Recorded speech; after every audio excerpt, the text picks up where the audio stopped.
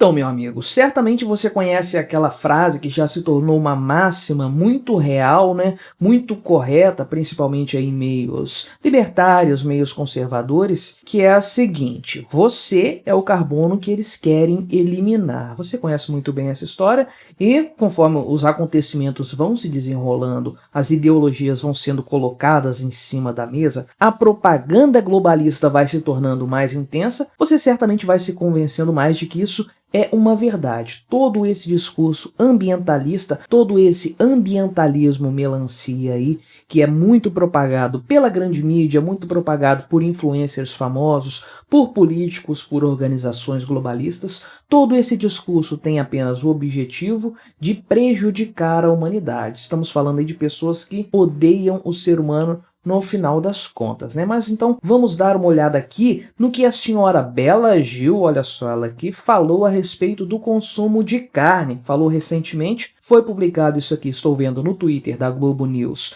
no dia 6 de maio, ontem, estou gravando isso na noite do dia 7, espero não ter problemas aqui de copyright mostrando isso no Twitter, né? Vamos ver aí no final das contas como é que vai funcionar. Então tem esse trecho da entrevista dela aqui para um programa da Globo News. Vou acompanhar os trechos aqui, 1 minuto e 17. Conforme ela for falando as besteiras aqui, a gente vai comentando. Não se esqueça, deixe o seu like, o seu comentário aqui neste vídeo. Se inscreva no meu canal se você ainda não for inscrito. Se você quiser colaborar financeiramente aqui com o meu trabalho, clique no botão Seja Membro aí embaixo. Valores a partir de R$ 1,99 por mês, não vai te fazer falta, mas vai me ajudar bastante, pode ter certeza disso, né? E já que eu falei aí de ambientalistas melancia, recomendo para vocês aqui este vídeo, conheça os ambientalistas melancia, publiquei isso 1 ano atrás, provavelmente um pouco mais do que isso aí, vale a pena você conferir os meus argumentos aqui, demonstrando o que eu entendo por ambientalista melancia, né? Aqueles que são verdes por fora, mas vermelhos por dentro, socialistas disfarçados aí de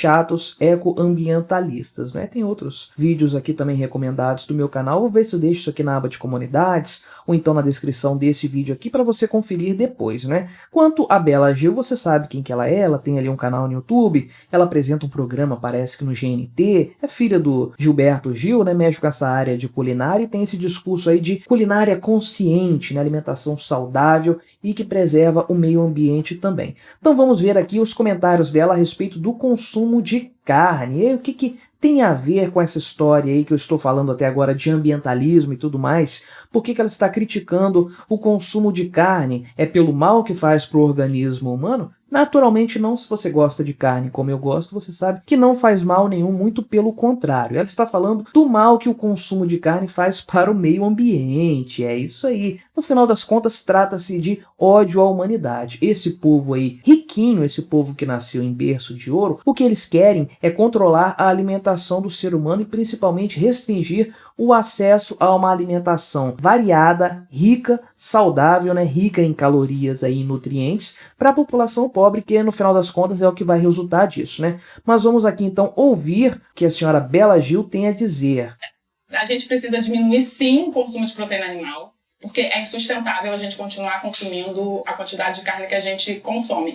Bem, então ela disse aqui que o consumo atual de carne é insustentável. Por que é insustentável? Eu gostaria de saber se a humanidade está seguindo muito bem, obrigado, com a quantidade atual de produção de proteína animal que nós temos atualmente. O planeta também está vivendo muito bem, obrigado aí. Nunca se produziu tanto e com menos recursos como na atualidade. A coisa tem progredido de uma forma assim incrível, tanto por variedades genéticas aí de animais que permitem uma produção maior de carne por animal, né, por indivíduo ali daquela espécie, daquele gado ali e tudo mais, e também por modificações que fazem esses indivíduos aí serem mais produtores de leite, de ovos, enfim, técnicas mais avançadas também de controle animal, de controle de doenças, tudo isso deixa a produtividade da pecuária muito maior, atendendo muito mais pessoas. Não entendi aqui por que ela está dizendo que é insustentável. Será que aquela história lá dos peidos de vaca que nós conhecemos muito bem, né, produção de metano e tudo mais, que é uma grande bobagem, uma grande falácia? Não sei dizer. Vamos ver se ela esclarece isso melhor daqui para frente. Eu acho que isso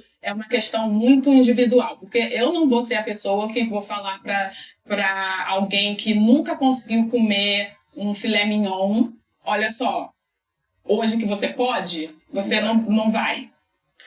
Eu acho terrível isso, não é essa a questão. Ah, tá bom então. Olha só como ela é preocupada com as pessoas pobres, né? Não, não é proibir o pobre de comer carne. É o que então se não é proibir o pobre de comer carne? Porque o que nós estamos tratando aqui é da alta produtividade de carne, de proteína animal, da qual nós dispomos hoje. E o grande resultado dessa alta produtividade é termos carne a preços acessíveis. Mesmo aqui no Brasil, que tudo vai ficando mais caro e tudo mais, o pobre consegue ter carne ainda na mesa, ainda que seja uma carne de segunda, de uma qualidade inferior, mas ele consegue ter acesso a essa carne justamente por conta dessa alta produtividade da pecuária atual. E isso só é viável, esses preços acessíveis só podem ser mantidos se você tiver uma grande quantidade de produção animal. Se você tiver uma pequena quantidade aí de gado, de animais para corte, enfim, se essa quantidade for pequena, o custo geral tende a aumentar e aí você tem um valor no final das contas que precisa ser reajustado para cima para cobrir então esse custo maior. Você sabe que as atividades econômicas possuem um custo por unidade produzida e um custo geral que é então rateado por todas as unidades que são produzidas. Então se você tem esse custo aí, esse gasto fixo, quanto maior a produção unitária você tiver,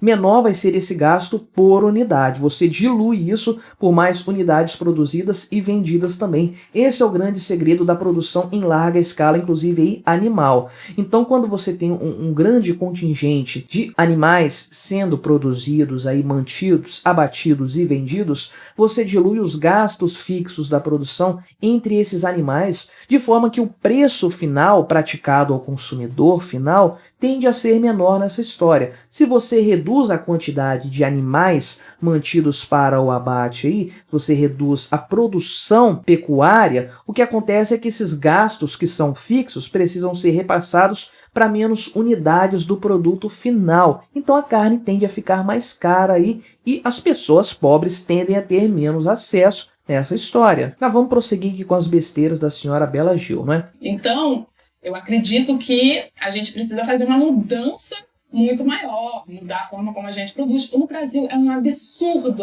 Vamos ouvir a especialista em produção pecuária aqui, a senhora Bela Gil, que deve entender tudo da produção animal, né? Vamos ouvir o que ela tem a dizer aqui. Aulas da Bela Gil. A gente tem uma cabeça de gado por hectare na Amazônia. É, no Cerrado, é uma extensão de terra absurda para produção. É muito contraproducente, sabe? Você sabe quando a pessoa domina bem o assunto, né? Quando ela fala hectare. Ela acha que o singular de hectares é hectare, né?